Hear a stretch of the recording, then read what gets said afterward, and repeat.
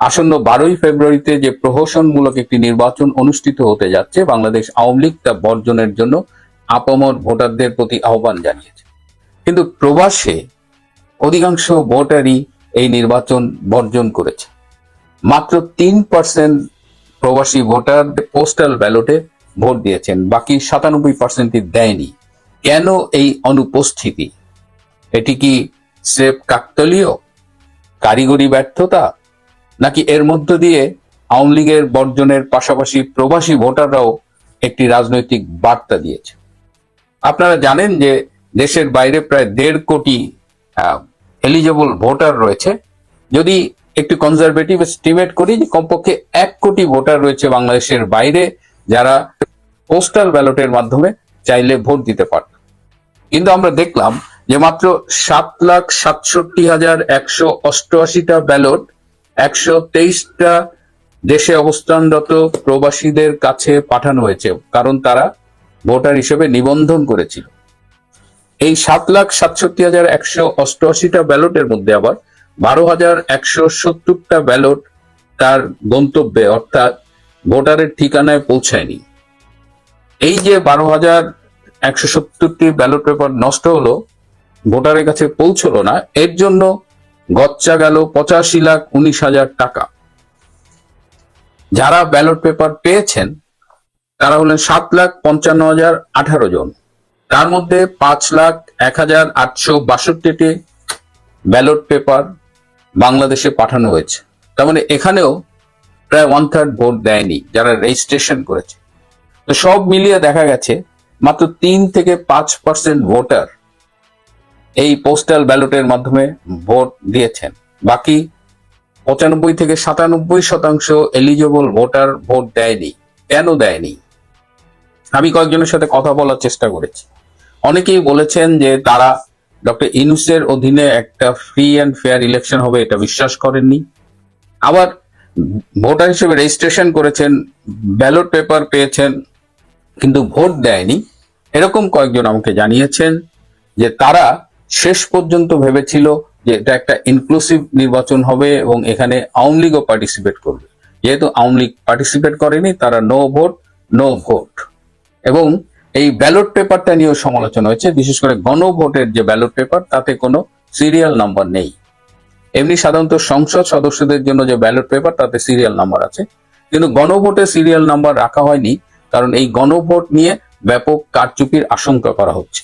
জিয়া এরশাদের আমলে আমরা গণভোট দেখেছি, ইউনূসের আমলেও আমরা সেরকমই একটা গণভোট দেখবো। এবং আমি আপনাদের আগাম বলে দিচ্ছি যে কমপক্ষে 70% ভোট পাবে হ্যাঁ।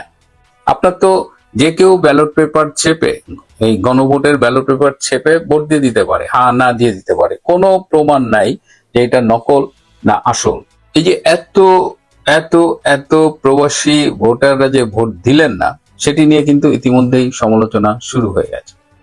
অনেকেই আমাকে বলেছেন যে ভাই নির্বাচন তো হয়েই যাবে, আওয়ামী লীগ কি করলো? যারা আমাকে এই প্রশ্নটি করেন আমি তাদের জন্য বলছি যে আওয়ামী লীগ এই আসন্ন প্রহসনমূলক নির্বাচনকে কেন্দ্র করে একটি শান্তিপূর্ণ কর্মসূচির ডাক দিয়েছে। অর্থাৎ আপনি এই ভোটটি বর্জন করবেন, আপনি ভোট দেবেন না। মনে রাখবেন, ভোট দেওয়া যেমন আপনার অধিকার, ভোট না দেওয়াটাও আপনার সেম অধিকার। সুতরাং আপনি ভোট দিতে যাবেন না।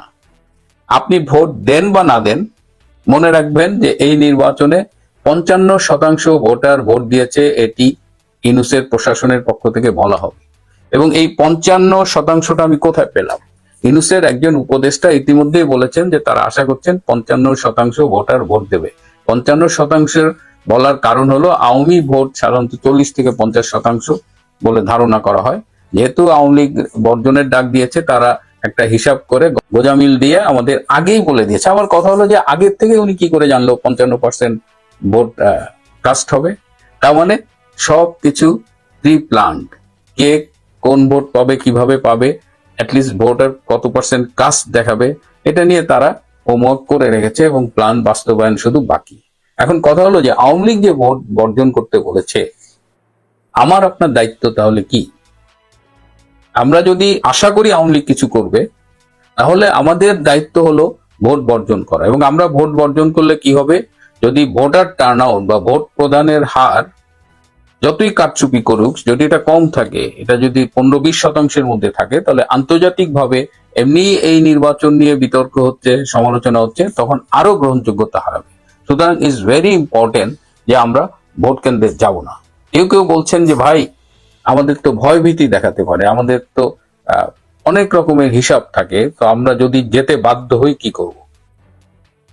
সেক্ষেত্রে স্পষ্ট নির্দেশনা হলো যে গণভোটে না ভোট দিতে হবে এবং ব্যালটে যে কাউকে ভোট দিবেন জামাত এবং বিএনপি ছাড়া। এবং আপনি চাইলেও একাধিক লোককে ভোট দিয়ে ব্যালট পেপারটা নষ্ট করতে পারেন। আপনি আপনার কাজটুকু করেন, আমি আমার কাজটুকু করি, আমরা ভোট বর্জন করি, আমরা ভোট দিতে যাব না। যদি কেউ কেউ বাধ্য হয় তাহলে ওই না ভোট এবং বাকি ভোটটা বিএনপি এবং জামাতের বাইরে অন্য কাউকে দেবেন। যে ব্যালটে নৌকা নাই সেই ব্যালটে ভোট দিতে যাবার কোনো প্রয়োজন নেই। একটা ন্যারেটিভ কিন্তু খুব পরিকল্পিতভাবে ছড়ানো হচ্ছে যে গত 17 মাস বিএনপি তৃণমূলে আওয়ামী লীগের নেতাকর্মীর উপর যে পরিমাণ অত্যাচার করেছে তাতে তারা কিছুতেই বিএনপিকে ভোট দেবে না, তারা জামাতকে ভোট দেবে। এইটা কিন্তু যতটা না সত্যি তার চেয়ে অনেক বেশি হলো অপপ্রচার। আপনি বিএনপিকে ভোট দেবেন না, যে বিএনপি 17-18 মাস যে টর্চার করেছে, নির্যাতন করেছে, মিথ্যা মামলা দিয়েছে, এগুলো everything is fine, but it doesn't justify যে আপনি জামাতকে ভোট দেবেন। যে কারণে বলা হচ্ছে যে আপনি জামাতকে ভোট দেবেন না, বিএনপি কেও দেন না, আপনি অন্য কাউকে দেন। তবে শেষ কথা হলো যে কোনো অবস্থায় জামাতকে ভোট দেওয়া যাবে না। আপনারা, আমি এর আগের ইমিডিয়েট এপিসোডে দেখিয়েছি জামাত কিভাবে টাকা দিয়ে ভোট কিনছে।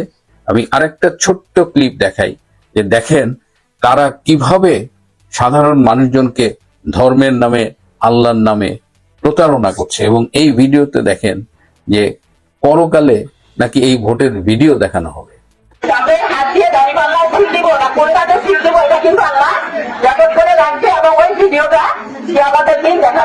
প্রিয় বন্ধুরা, শেষে আবারও অনুরোধ করছি, নো ভোট নো ভোট।